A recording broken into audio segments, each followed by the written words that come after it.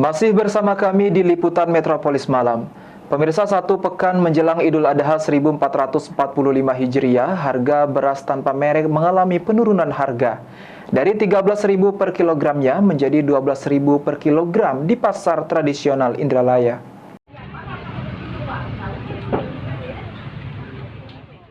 Menjelang Hari Raya Idul Adha 1445 Hijriah, harga beras premium tanpa merek di pasar tradisional Indralaya mengalami penurunan.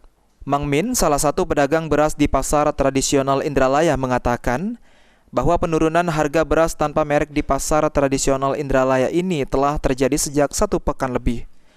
Harga beras premium tanpa merek ini turun dikarenakan adanya panen di wilayah jalur dan perairan di Sumatera Selatan. Penurunan harga dari 13.000 per kilogramnya menjadi 12.000 per kilogramnya sangat disambut pembeli. Pasalnya, beras premium tanpa merek di Indralaya Ogan Ilir sangat diminati masyarakat bila dibandingkan dengan beras bermerek lainnya. Selain harga yang jauh lebih murah, juga dikarenakan beras tanpa merek dinilai masih alami tanpa zat kimia. Dari Belitang.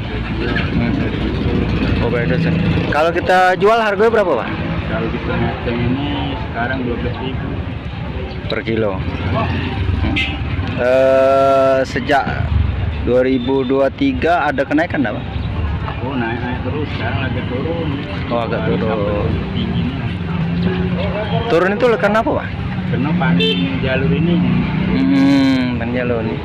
Kalau misal jalur tak panen tinggi berarti. Karena dari jalur ini lanjut turun. Ahmad Romawi, PAL TV.